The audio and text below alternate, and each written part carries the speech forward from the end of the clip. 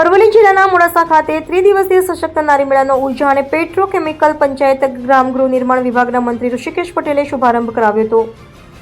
ઉમિયા મંદિર ગ્રાઉન્ડ મોડાસા ખાતે તારીખ 19 થી 21 ડિસેમ્બર દરમિયાન સશક્ત નારી મેળામાં વિવિધ સ્વદેશી ઉત્પાદનો, હસ્તકલા સામગ્રી અને અન્ય ઉત્પાદનોનું પ્રદર્શન અને વેચાણ થશે, જેના પ્રારંભે મંત્રી ઋષિકેશ પટેલ તથા મંત્રી પીસી બ્રંડાએ મેળામાં ઊભા કરાયેલા વિવિધ સ્ટોલ્સની મુલાકાત લીધી હતી. રાજ્ય સરકાર દ્વારા આત્મનિર્ભર ભારત મહિલા નેતૃત્વ વિકાસ અને સ્વદેશી સશક્તિકરણના વિઝનને સાકાર કરવાના હેતુથી સમગ્ર ગુજરાતમાં સશક્ત નારી મેળાનું આયોજન કરવામાં આવ્યું છે.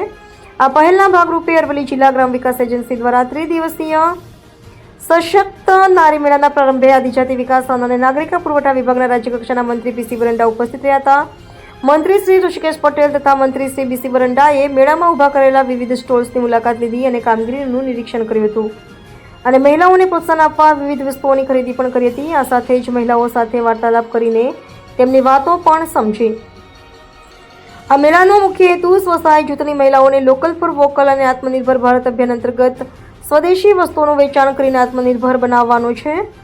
ત્રિદિવસીય સશક્ત નારી મેળામાં 50 સ્ટોલ્સ ઊભા કરવામાં આવ્યા છે. સ્ટોલમાં ક્રાફ્ટ ચીજવસ્તુઓ જેવી કે handicraft, jewellery, herbal product, dairy product, Ayurvedic પ્રોડક્ટ્સનું સ્વસહાય જૂથની મહિલાઓ અને ઉદ્યોગ સાહસિકો દ્વારા વેચાણ કરવામાં આવશે. આ ઉપરાંત દૂધની product, healthy food, millet, khakhra, papad, અથાણા, મસાલા વગેરે પ્રોડક્ટનું પણ વેચાણ કરવામાં આવશે. આમાં મેળામાં જિલ્લાની મહિલા ઉદ્યોગ સાહસિકો દ્વારા કરાયેલા વિવિધ સ્વદેશી ઉત્પાદનો, હસ્તકલા સામગ્રી અને અન્ય ઉત્પાદનોનું પ્રદર્શન તથા વેચાણ થશે. Reporter Jayesh Patel, Aravalli. Livelihood promotion દ્વારા આદરણીય મોદી સાહેબ અને જે તે વખતે જે ગામડાની અને જે બહેનો પાસે સમય હોય એ બહેનોને કેવી રીતે કુટુંબની આર્થિક આવક વધે એના માટે જોડવાનો પ્રયત્ન સખી મંડળ દ્વારા ચાલુ થયો અને એના પછી તો આ સખી મંડળોએ જે કમાલ કર્યો છે, સરકાર બધી રીતે એના વાલી બની અને એને સપોર્ટ કરી અને એને બેઠા કરવાનો, એને મજબૂત કરવાનો પ્રયત્ન કરી રહ્યો છે. આજે તમે જોઈ રહ્યા છો અહીંયા આગળ 50 જેટલા સ્ટોલ લાગ્યા છે. નેચરલથી લઈ અને આર્ટિઝન સુધીની વસ્તુઓ બહેનો જાતે બનાવી અને માર્કેટ સુધી મોકલવાનો પ્રયત્ન કરી રહી છે. અહીંયાથી પણ મેં થોડી ઘણી બાબતો જે જાણી એ પ્રમાણે હજુ પ્રમોશન માટે એની માર્કેટિંગની સફર માટેની વ્યવસ્થાઓ હજુ સુદૃઢ કરવાની જરૂર મને લાગી રહી છે અને ચોક્કસ સરકાર આ બાબત પણ સંજ્ઞાનમાં લે છે.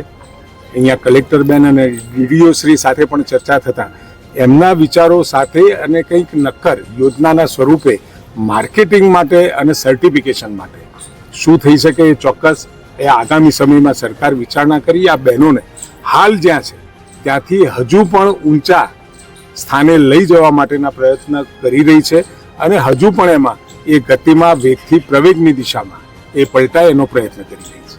સર, સંસદની અંદર મનરેગાનું નામ બદલીને જીરામજી કરવામાં આવ્યું છે. કોંગ્રેસ આક્ષેપો લગાવી રહી છે. અત્યારે આપણે ક્યાં ઉભા છીએ? પેલા અહીંયા આપણે અત્યારે બહેનોને મજબૂત કરવા ઉભા રહ્યા છીએ. મારી આપને વિનંતી મારી વિનંતી છે કે અત્યારે જે મહત્વનો વિષય છે, ના મા હોય કે પેલું હોય, પરંતુ મૂળભૂત વિષય એ લોકોને કેવી રીતે વધારાની રોજી મળે એના માટે સરકાર પ્રયત્ન કરી રહી છે. 125% જે રોજીના દિવસો હતા એના કરતાં પણ વધારે અને એ દિશામાં સરકાર આગળ વધી રહી છે. ખૂબ મનોમંથનના આધારે આખી મનરેગા યોજનાને જી રામજીના નામે નવા ફોર્મમાં મૂકી રહી છે. ત્યારે આપણે સૌ ભારતીય જનતા પાર્ટીની મોદી સાહેબની સરકારને ખૂબ અભિનંદન આપીએ. હજુ પણ જે લોકોને રોજગારની જરૂર છે ને રોજગાર મળી નથી રહ્યો એના માટેની વધારે તકો હવે ઉપલબ્ધ થઈ રહી છે અને અત્યારે તો મેં કહ્યું એમ આ બહેનોને આપણે ટેકો આપીએ, સદ્ધાર કરીએ અને એ જે વસ્તુઓ તમે અહીંયા જરા જોઈ અને આ બહેનોનું પણ પ્રમોશન થાય એવો ચોક્કસ મીડિયા પ્રયત્ન કરશે.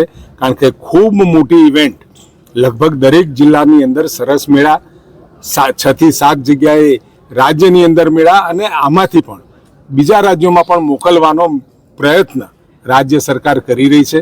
ત્યારે બહેનો ખૂબ આર્થિક રીતે સદ્ધર બને એવી મારી શુભેચ્છા.